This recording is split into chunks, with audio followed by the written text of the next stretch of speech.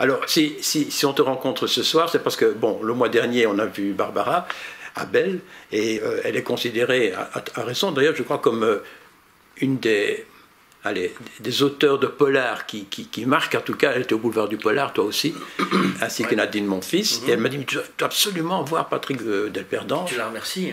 Oui, mais avant de te voir, je me suis dit, je vais quand même le lire. Ça serait pas mal. Bon, et j'ai été stupéfait. Parce que, bon, d'abord, c'est pas du polar. Moi, ça m'a vraiment, vraiment fait penser à un film, je ne sais pas si tu le connais, qui s'appelle Calvaire de Fabrice Duhay. Je ne le connais pas, mais ça m'intéresse, oui, pourquoi pas. Eh bien, je t'enverrai les coordonnées, parce que, alors, c'est la même chose, mais peut-être encore en pire, mais en cinéma. D'accord. Donc, il y a moyen de faire pire. Et ça me fait penser aussi, mais alors c'est peut-être un peu différent, aux bandes dessinées ardennaises, du genre de Haussmann, Comez, etc. Alors, il est clair qu'il y a une espèce de, comment dire, de correspondance avec ça, puisque ça se passe, mon roman, en Ardennes, celui-ci se passe dans une campagne un peu désolée. Qui ressemble aux Ardennes. Hein. Voilà, qui peut faire penser aux Ardennes belges, à l'Ardenne belge ou aux Ardennes françaises ou à d'autres régions. J'étais il y a peu dans les Vosges pour un salon du livre, et les gens m'ont dit mais ça ressemble tout à fait à ce qu'on forêt ici, forêt voilà, de toute façon. Forêt, un peu des sapins humides. Voilà. C'est un bouquin très noir, très sombre, bon, un peu désespérant et désespéré. Et pourtant, ce gars, il a fait des tas de bouquins pour la jeunesse. Oui, mais alors quand j'écris pour la jeunesse, j'essaie que ce soit moins désespérant. Chez Mijade, chez Nathan, chez Gallimard, voilà. Et des séries avec des personnages récurrents. J'essaye en tout cas de faire en sorte que les lecteurs qui ont 12, 13 ou 14 ans ne se flanquent pas par la fenêtre dès qu'ils ont terminé un de mes bouquins, puisque j'espère bien les garder comme lecteurs pour plus tard. Bah oui, mais ne serait-ce que sur le plan économique. Quoi. Voilà, exactement. Il faut investir. Voilà, j'ai pas envie de sacrifier tout mon lectorat.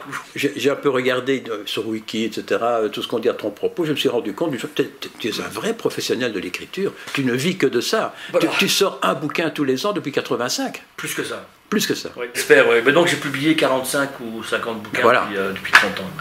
Et parmi ces 45 un plus bouquin, ou moins, plus ou moins. Il y en a un qui s'appelle, moi je trouve ça superbe, Patrick Delperdange est un sale type. Voilà. Ça c'est toi qui le dis, c'est pas moi. Je préfère le dire moi-même, comme ça les choses sont claires. C'est rigolo parce que j'ai vu des extraits et c'est rigolo quoi. Je l'espère.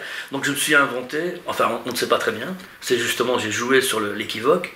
Je me suis inventé une biographie, c'est-à-dire une histoire, en mettant en scène ma propre épouse, mes amis et les choses comme ça. Donc il y a des gens qui existent vraiment et d'autres qui sont peut-être inventés. Ouais. Et c'est vrai ou pas vrai? Évidemment. Évidemment.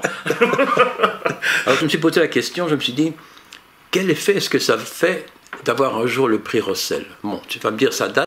Mais quand même, un jour, on te téléphone, hein, vous savez, vous venez d'obtenir le prix Rossel. Bon, on a beaucoup de téléspectateurs français, pour eux c'est moins important, mais en Belgique, Rossel, c'est quand même, avec le prix de l'Académie, c'est vraiment le nec plus ultra. Hein. Voilà. Tu t'y attendais? Pas vraiment. Le fait est qu'on sait... Tu l'espérais? Voilà, on sait qu'on est sélectionné parmi 4 ou 5 romans vers 15 jours avant. Et puis on sait quel jour le prix va être décerné. Ce qui fait que, vous voyez un peu cet appartement autour de moi, pouvez vous dire que entre midi et 13h, je me souviens, je pense que c'était le 5 décembre 2005, eh bien j'ai un peu tourné comme un ours en cage ici, ça marque. en attendant le coup de fil. Et à 13h, n'ayant toujours pas été prévenu, je me suis dit, bon, c'est raté. Et à 13h05, voilà, j'ai reçu le coup de téléphone de Jean-Claude Vatroyen qui m'a dit puis-je parler au prix Rossel? Et donc je lui dis mais je n'ai pas compris tout de suite la blague qu'il voulait me faire. Et donc voilà, c'était juste une petite boutade. Et puis le prix Simenon aussi.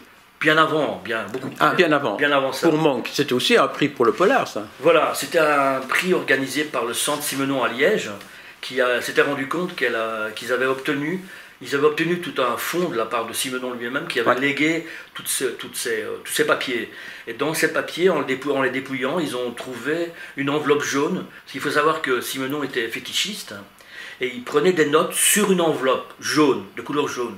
Et donc un jour, Simenon s'est enfermé chez lui comme il avait l'habitude de le faire, avec son enveloppe jaune et ses notes. Et pour la première fois de toute son existence, ça a été la panne.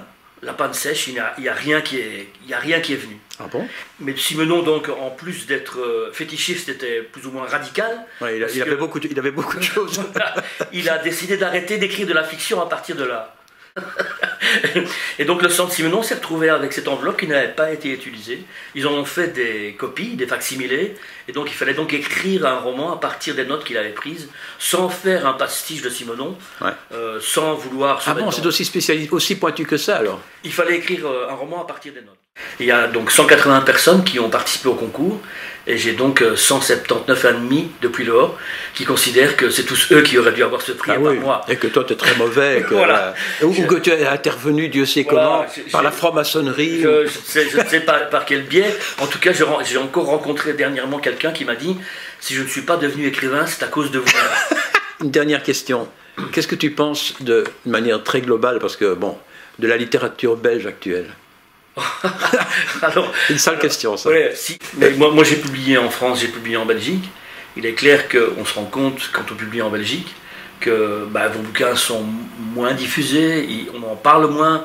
Il faut qu'un Français, il faut qu'un journaliste français, un grand magazine ou une émission vienne je sais pas, une émission française à la radio, ouais. Vienne dire aux Belges, vous savez, il y a des choses intéressantes qui se passent chez vous. Le Belge a toujours un peu cette espèce pas de complexe, mais en tout cas... un manque de considération? Peut-être, oui, peut-être, en effet. Et aussi, l'écrivain belge ne se considère pas comme un trésor national, comme la plupart des écrivains français se considèrent... Ah, là, tu vas t'attirer des ennuis. Je parle en général. En général. Il y a sûrement des exceptions.